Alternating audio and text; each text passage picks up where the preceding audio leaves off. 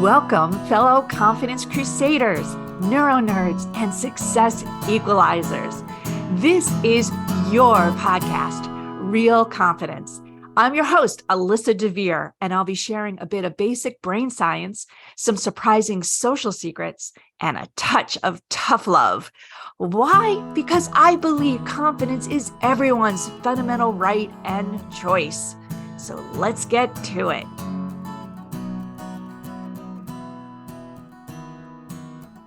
Dude, I'm always looking for reasons to celebrate something. Like, what the heck? I don't care what holiday it is, what kind of milestone it is. I love to celebrate whatever and then with anyone at any time, especially now, right? I don't care what side of the political aisle you're on. World is a little bit stressful right now. And again, it doesn't matter what politics you follow. It doesn't even really matter what country you're in. There's just so much how shall we say, stress in everyone's world because between what's going on politically, you got the wars, there's just a lot. I don't have to go through the litany. You know what it is. And we're all kind of walking around a little bit numb. You know, everyone I talk to is you know, how are you? Is that question nobody really knows how to answer right now. So looking for something to celebrate, what the heck? I got two big things here. One is this is our 100th episode. Holy crap. 100th episode. Now we do two per month, which means that we've been doing this for a couple of years. And it also means that we've been doing it a lot longer than most people because the average pod doesn't live past a few episodes. Now, in truth, I've been doing podcasting for 20 plus years. In fact, when I started in video casting, my basement, my husband was the cameraman. I was just recently had given birth to Zach, who's now 25. And we were doing a show called Mom Matters. And I say show, then we took it onto cable, and the local cable channel was carrying it. So it was, I don't know if you call it video cast, but it was certainly on the internet. And done several podcasts, true and audio kind of based podcasts for a long time. So when my American Confidence team, the ACI team, came to me and said, you know, like, let's do another podcast series. I was like, no, thank you. Been there, done that. Not interested. And I think I must have said it two or three times. But by the third time they brought it up as something that really would be great, I was like, all right, we'll give it a try. And here we are, 100 episodes later. Holy cow. So, you know, I have to say, in thinking about this episode, I was like, well, you know, why do we do it? Why do we continue to do it years later, 100 episodes later? Is it because it's fun? I don't know. Yes and no. I mean, it's enjoyable, but it's work, of course. And we have to find the guests, we have to, or the topic, depending on what kind of pod I'm doing. We have to certainly do the editing and all that stuff. But we've got it down to a really pretty straightforward process. So that's not so bad. But it is definitely cathartic. I find it a very great vehicle for kind of thinking through things and maybe even letting some stuff out. And I love it when people come back and tell me how much they enjoyed the podcast and something that really helped them. That just makes me so happy. I really love the guests we've had, and we get to interview. I'm so lucky. I get to interview these amazing humans that just come into my orbit, and sure enough, it's very clear to me that not only do I think they're cool, but when we get them on the podcast and we get feedback on how cool they are, I'm like, yeah, they really are cool. And you know, 100, it's kind of hard to go and pick out ones that really were cooler. So these are not cooler. These are just ones that I thought were particularly unique and interesting. And, you know, episode 88, we had Mervyn Reed Nelson from the UK on. Very cool. He's the founder of You and Yours, Boudoir and Body Confidence Photography. And we talked about how he gets people in a space that's so confident inducing that they actually take off their clothes. And I been to London and I wanted to see Mervyn and we didn't get a chance last time, but next time, and I just told him I don't think I could go that far in my confidence, but one never knows, right? Needless to say, it was a great interview. And What a special person. Really, really interesting. Episode 77, I had Rebecca Yang. She is based in the US. She's somebody I met in an MIT event. And boy, I was blown away by her experience. She was a diplomat. She had worked in Afghanistan and subsequently in Turkey and dealt with political coups and other things as part of our embassy efforts, and then came back and organized a group to really take on some real political strife and just, incredible human again that had some stories, but more importantly, showed what kind of confidence she needed to really do the things she did. And then at the end of the interview was a real zinger about something that threw her confidence off. So I'm not going to spoil it here. You got to go listen to episode 77. Episode 35 was a friend of mine that I got to meet as a result of the podcast now, Aiden Miller. She's up in Canada. And she was just really cool because we got to talk about what a toxic boss is and how to deal with one. And of course, that's a topic that everybody wanted to tune into. So again, check that one out as well. That one goes back to 35. But any and all of those episodes that I mentioned or I didn't mention, I have to say there was something in those that really kind of gave me a sense that we're all in the same boat together, right? That we all have confidence challenges, we have confidence ups, we have downs, ebbs and flows. And at the same time, we really can learn from each other, in particular, how to be more confident, that we can overcome hardship. And there were many, many guests that I had on that overcame absolute, uh, unbelievable hardships. And, maybe you could say they had bad hands. They were given bad hands, hands of cards or whatever. But, for whatever reason, they had to deal with things that were just so unfair, so unreal, and yet come out the other side with not only a motivation to do better, to make the world better, but to make themselves better. But a positivity that I just can't even fathom in some days that, like, you go through such hardship and you have the opportunity to come out very angry, very frustrated, and yet these folks come out just the opposite. So hats off to every guest I've ever had. I have some amazing ones coming on soon. Can't wait for you to hear some of those stories and people and things that were we recorded that we're soon to record. And yes, I am absolutely celebrating the fact that we've had this beautiful journey so far and so much more that we will have together in this 100th episode. But there's something else I want to celebrate. And I hope you will celebrate this with me because in 2 weeks from this day that I'm recording, actually, it's a little bit more than 2 weeks now, but by the time this airs, it'll be about 2 weeks.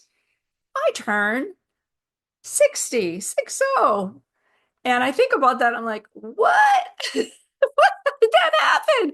Because I think in all our heads, we live in a younger space. We live, in a place where we think of ourselves as a younger person. And I'm like, 60, that is so bloody old. Like 50 was old, but 60 is like, old.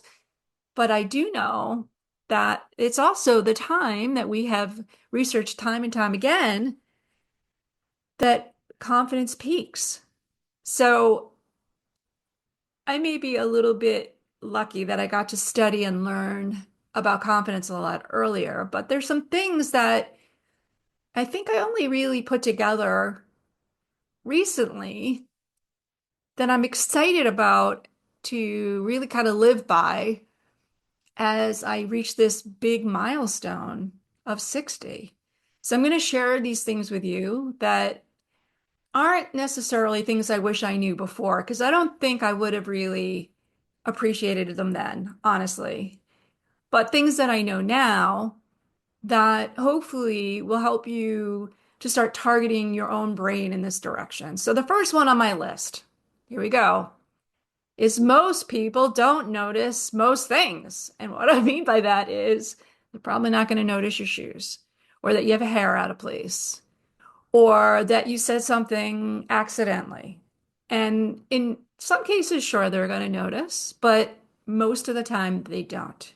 So we spend an awful lot of time, especially women, I'll just throw that gender assumption in. So forgive me, but we spend a lot of time worrying about how we look, what we say, what we do, what we don't do.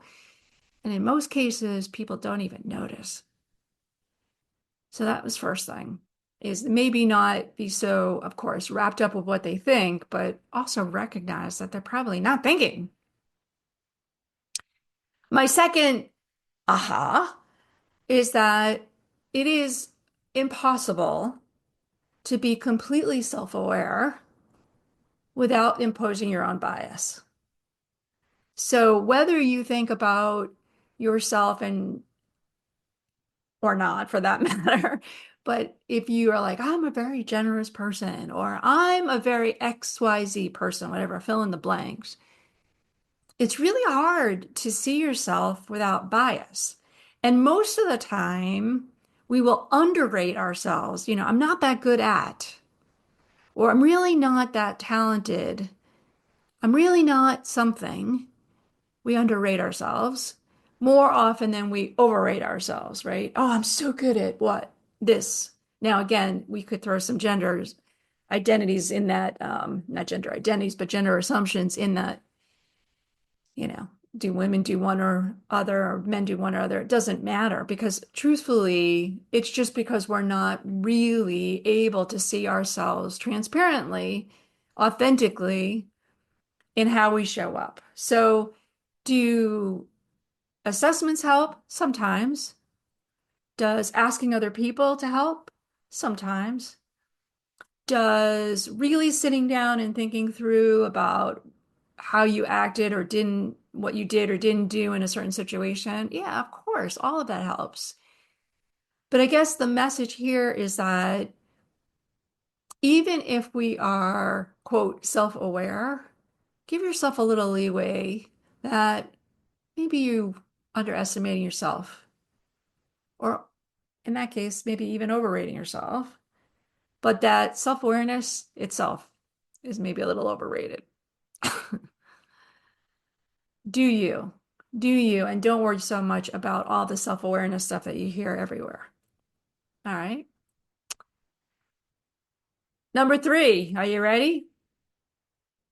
This one is it may blow your brains out, so just buckle up for this one, but it is proven in the neuroscience world that we actually create our own memories and truths in our brain. So, two of us, you and I, could be in the same place at the same time and experience the same thing, watch a show or whatever it might be. And then a day, a week, a month, a year later, remember it very differently. And it's because our brains have created different memories for us based on what happened before, based on what happened after, based on all kinds of data that goes in, based on maybe some traumas and things that we've decided to not open or compartmentalize those things so they stay in the background and subsequently create a different version of the truth between us. So, what does that mean? It means that arguing with somebody that's not like how it happened, or when they accuse you of not remembering something accurately, is just kind of realizing that maybe you both don't have the accurate memory and you've created your own versions of the truth. Hoo-hoo, right? I don't know if that can avoid a whole bunch of arguments and fights, but I sure hope so, because there is a possibility that you're both, quote, right because you're both wrong. Number four. We have a finite amount of energy, time, and resources, money, connections, whatever it is in terms of resources. We have a finite amount. There's not an unlimited amount. Unfortunately, we can't recycle our own energy. We can't really reuse our time, right? So, how we allocate it, that's so important, right? Like how we make decisions and how we're going to spend our time, our energy, our resources. And if we don't use a little bit of those things to decide how we're going to plan for our day or week ahead, we can waste a lot of it, right? If we don't manage our calendars, we don't take control of those calendars. For example, yeah, email or social media or phone calls or texts or whatever it is, all of a sudden our day is eaten and we're like, we're so busy and we didn't get anything done. So, not saying you have to get stuff done all day, but if you're saying to yourself, today I am going to do X, Y, and Z, which includes sitting on the couch and reading a book for an hour, or spending an hour with my child and really going through their homework, or sitting down and reading a story. If we don't proactively do those things, we've spent that energy, time, and resource. And I did a podcast way back when on opportunity costs, and that's what this is. And I think, obviously the older you get, you start hearing that clock ticking where you're like, oh, I only got so many hours left in my life. But reality is this is everybody's got 24 by 7, right? 24 hours, 7 days a week. And if we really want to live according to our values, needs, and wants, we have to make sure that we not only identify what they are, but plan to really live to them with the activities that we have in our day to day. Now, I have one more biggie, but I'm going to hold it. I'm going to let our sponsor give a little love here, and I'll come back and I'm going to tell you about the big one that I'm kind of like, aha, on my big birthday. All right, here we go. Want to level up your confidence, your career, maybe even your coaching? Well, then head over to AmericanConfidenceInstitute.com. E-classes are there, as well as our coaching certification program, and you don't need any coaching experience to do it. However, if you are an experienced coach, you can get ICF and SHRM continuing credit. It's fast and easy. If you work in an organization, consider bringing in a kick-ass keynote or a uniquely engaging workshop. We also have team learning programs, and they all apply to both your personal and professional life, which makes them really special. They're great for ERGs, the leaders, the member programming, or really any type of professional learning and development in your organization. So give us a holler at www.americanconfidenceinstitute.com. All right, we're back. And I was going through some of these like aha moments that I've recently gone like, okay, I get it. I get it. I get it. I can appreciate this and I can start to live better accordingly. And this one is kind of like kicks every conventional thing in the ass because, people walk around now like, I can't control the politics. I can only control so much. I can only control what I can control. All these versions of that phrase that basically lets them off the hook and says, I can't control everything. Oh, you can't control everything. It's true. You can't control everything, but you can control a lot. And oftentimes we don't even try. And what I mean by that is, I gave the example before, you can control your calendar. And most people don't. They just stuff their calendar with stuff and they're like, okay, I'm busy and it's good. Busy must be good. Well, no, if you control your calendar and you put things on it that you really want to do, that you value doing, that's much more control. If you say to yourself, you know what? 3 nights a week, I'm going to block off my calendar and I'm going to make sure I sit and read, or I go into the gym, or whatever it is that's important to you. That's taking control, right? So we can control those things for the most part. Can't control if there's an emergency, can't control necessarily if your job makes it really hard for you to block out time. Depends on what you do for a living, of course. But the one thing that we often don't try to control is our thoughts. And everything that I've taught through these 100 episodes has been about taking control of your brain and telling your brain, you know what? I love you, brain. You're awesome. You do the most phenomenal, absolutely unbelievable. We're still trying to figure out how you do it all kinds of things. You make my heart beat. You give me breath. You help me understand what love is. Allow me to feel loved. You allow me to think and be brilliant. All these things that you do, brain. Thank you. But I'm the boss. And I get to decide not only if I'm going to choose to be confident, but I get to decide if I want to be this kind of person or not, if I want to behave in this certain way or not, if I want to believe in certain things or not. I have that agency, I have that control, but most people don't even try. So instead of saying there's so much in the world I can't control, think about it this way. There's a lot of things in the world you can't control, but you can control you. And so on my 60th birthday, if I have one wish, if I get to blow out the candles on a beautiful cake, I hope maybe my sister will make my favorite, hint, hint. That one wish is that we all take responsibility for ourselves and worry about us. Because if we worry about us and less about other people and what they think of us, if we worry less about what they're doing for themselves, if we worry about our brains and what we're thinking, I do believe that the world is going to be better, would be better. I do believe we would have a whole lot more confidence in the world, that we would have less war, less hunger, less famine, less everything. So, my friends, thank you for being with me 100 episodes later, 60 years now in the making of who I am and what I preach. I'd love to hear from you, feedback on this or any of the podcasts.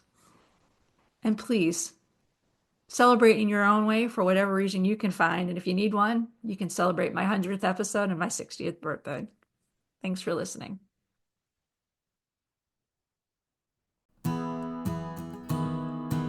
Before we totally wrap up, I want to let you know that full transcripts and show notes for this and other Real Confidence episodes can be found on www.americanconfidenceinstitute.com/podcast. I also want to remind you once again that the best way to get confidence is to give it to others, and you can do it just by liking and sharing this episode on your preferred podcast and social media channels. You can even give me some confidence by noting topics you'd like me to consider for the future. So for now, this is Alyssa DeVere. Thank you for helping to bring more confidence to the world. Master editing done by Ben Weinstein with original music performed and composed by Jeff Mitchell. Real Confidence is a production of American Confidence Institute. All rights reserved.